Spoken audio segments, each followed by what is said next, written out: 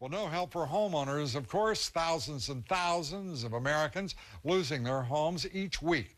But as we have reported extensively here, the federal government has done almost nothing to help struggling homeowners. In point of fact, a federal program that was designed to prevent foreclosures is such an utter failure that it has helped only a little more than 100 people. The government had said 400,000 people would be helped. Kitty Pilgrim has our report. Home in foreclosure? Don't look for a government program for help, say some families who say the Hope for Homeowners plan is one of the most hopeless programs ever created. The $300 million program promised to help 400,000 struggling homeowners starting in October of last year.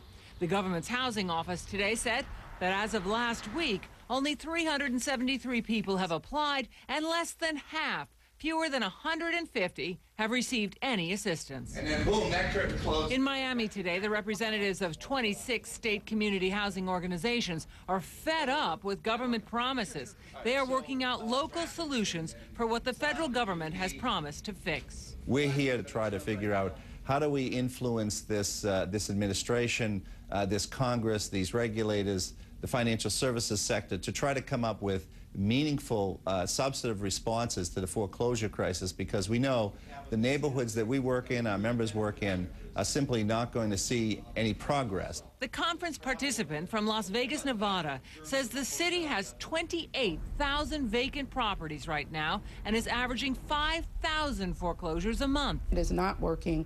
It was designed in a way that it cannot impact most of the people that are affected. One, because it's a voluntary program. Most of the lenders that are number 1, 2, and 3 in the foreclosures in Nevada have not volunteered to participate in the program.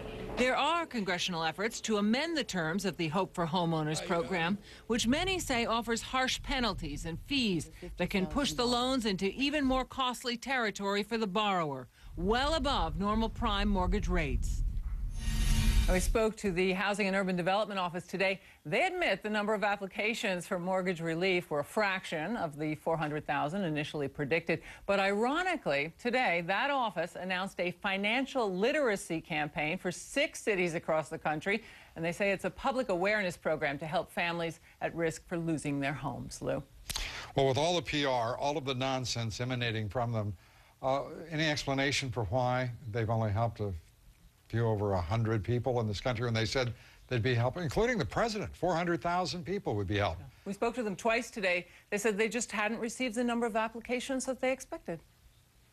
That was their explanation. Unbelievable. Of course, the reason is that the terms of these loans that are being done are fairly punitive. All right. Thank you very much, Kitty. Kitty Pilgrim.